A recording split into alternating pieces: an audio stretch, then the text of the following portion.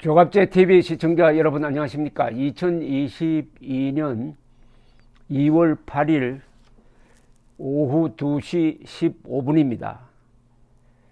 자유한국당 비상대책위원장을 지낸 임명진 목사는 최근에 국민의당 안철수 대통령 후보를 지지하겠다고 선언한 적이 있었습니다. 그런데 오늘 이렇게 태도를 정리를 했습니다. 국민의힘 윤석열 후보가 단일화를 요구하는데도 안철수 후보가 응하지 않으면은 안 후보 지지를 철회하겠다고 밝혔습니다. 자유한국당 비상대책위원장을 지낸 임 목사는 지난달 14일 국회에서 기자회견을 열고 안 후보 지지를 선언한 바 있었습니다. 임명진 목사는 조선닷컴과 통화에서 이렇게 이야기를 했습니다. 나는 안철수 후보로 단일화 되었으면 좋겠지만 그보다 더 우선하는 개념은 정권 교체를 해야 한다는 것이다. 윤석열 후보가 먼저 단일화를 요구하는데도 안 후보가 응하지 않으면 나는 주저없이 사람 잘못 봤다면서 일어설 사람이라고 했습니다.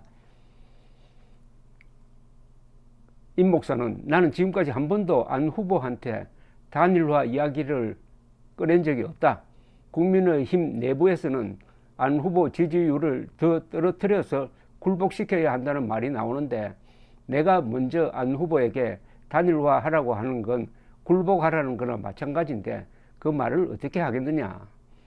윤 후보가 단일화하자고 손을 내민 다음에 안 후보가 머뭇거리면은 내가 나서서 당신 그러면 안 된다. 단일화를 해야 한다라고 이야기할 수 있지 않겠느냐고 했습니다. 그러면서 시민단체나 야권에서 단일화 압력을 넣어야 할 대상은 안철수 후보가 아니라 윤석열 후보다. 힘 있는 사람이 먼저 손을 내밀어야 한다라고 했습니다. 그러면서 윤안 후보가 단일화를 통해 정치개혁도 해야 한다고 주장했습니다. 책임 총리나 공동정부를 넘어 정치개혁까지 포함한 단일화가 되어야 한다. 청와대 축소 등 제왕적 대통령제의 폐해를 시정할 수 있는 정치개혁도 함께 합의해야 한다 라고 했고요. 그러면서 임명진 목사는 안철수 후보에 대한 평가는 변함없다고 했습니다. 나는 대통령 후보 가운데 안 후보가 제일 낫다고 생각한다. 공약도 미래지향적이고 도덕성도 뛰어나다고 했습니다. 그런데 안철수 후보가 오늘 프레스센터에서 열린 대선 후보 초청 관훈 토론회에 참석을 했습니다. 여기서는 이렇게 이야기를 했습니다. 내가 정권 교체의 주역이 될 것이다. 이번 정권 교체는 닥치고 정권 교체가 되어서는 안 된다. 더 좋은 대한민국이 만들어지는 더 좋은 정권 교체가 되어야 한다 라고 했고요. 기자가 국민의힘 측에서 후보자 간 단판 형식의 단일화 방식이 제기되는데 어떻게 보느냐라고 물었더니 단일화에 대하여 고민하고 있지 않다 보니 방식에 대해 고민해 본 적은 더더욱 없다라고 잘라 말했습니다. 단일화 적기가 언제라고 보느냐는 질문에 대해서도 지난 10년간 9번의 선거에 관여했지만 단일화 하겠다고 말한 것은 지난해 서울시장 보궐선거 단 한 번이다. 단일화와 관련하여 어떤 제안도 받은 적이 없는데 왜 고민하겠느냐. 끝까지 갈 생각을 하고 시작했다. 양당 모두 나눠주기 쌍포퓰리즘을 해 나라 망할 게 뻔히 보이는데 마음 편히 가만히 있어서 되겠나 라고 반문하기도 했습니다. 그리고 안 후보는 이재명 더불어민주당 대선 후보의 공동 통합정부 구성에 대해서도 기득권 양당 모두 공동이나 연합에 대해서는 두 정당 구성원 내부로 국한하는데 저는 전국민 통합 내각을 할 것이다 라고 했고요. 다만 안 후보의 미래 비전을 수용하고 단일화 관련 공식 비공식 제의를 하면 논의는 할 수 있나라는 질문에는 원내정당 후보 4명 사이의 토론하는 자리를 마련하고 싶다고 말했습니다. 이 안철수 후보가 완주하겠다는 뜻을 거듭 밝혔는데, 그러면서 자신이 대통령에 당선되겠다는 희망을 비쳤는데, 요사이 여론조사는 안철수 후보의 지지율이 한국갤럽 조사에 의해서 17%까지 올라갔다가 요사이 발표되는 자료는 10% 안팎으로 좀 떨어지고 전체적 추세도 조금씩 떨어지는 것으로 나옵니다. 그 감소하는 분만큼 윤석열 후보의 지지율이 올라가고 있습니다. 이런 상태에서 이제 한 달밖에 남지 않았는데 안철수 후보가 대통령이 될 가능성이 현실적으로 있느냐? 시청자 여러분은 어떻게 생각하십니까? 있다고 생각하십니까? 지금 있다면은 여기 10%에다가 한 40%를 보태야 되는데 그게 가능하다고 보십니까?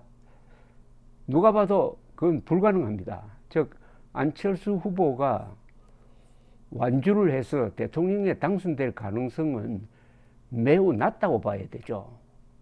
그러면은 안철수 후보는 현실적 판단을 하는 게 옳지 않을까 하는 생각이 듭니다. 끝까지 완주해서 하려는 목적이 뭐냐?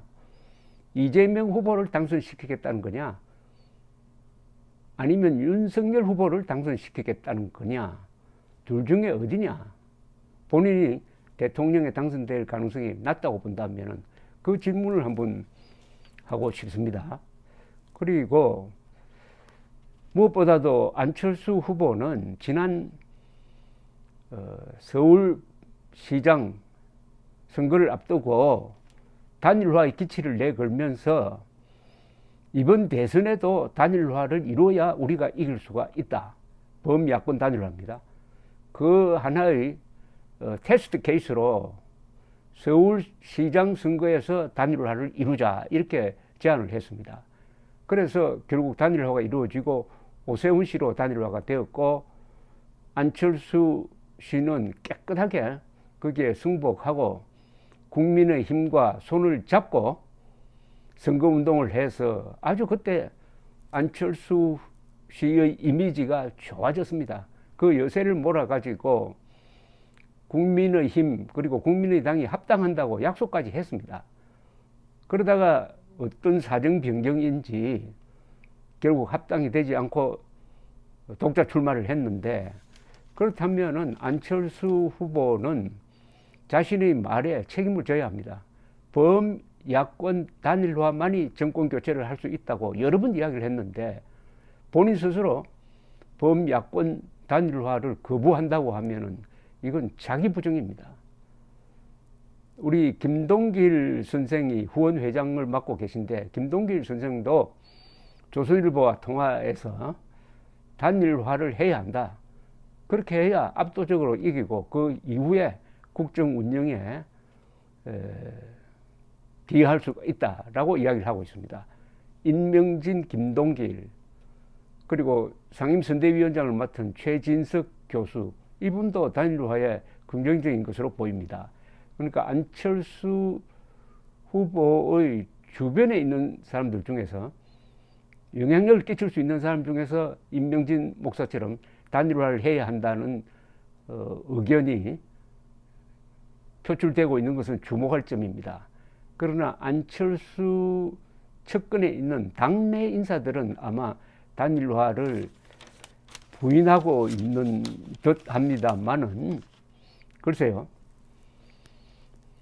국민의힘에서는 종로구를 지금 전략적으로 공천을 해야 되는데 종로구에 공천을 할 때 안철수 후보의 의견을 존중해서 그 자리를 활용함으로써 안철수, 윤석열 후보의 단일화를 촉진시키는 그런 아이디어도 지금 검토하고 있다고 합니다.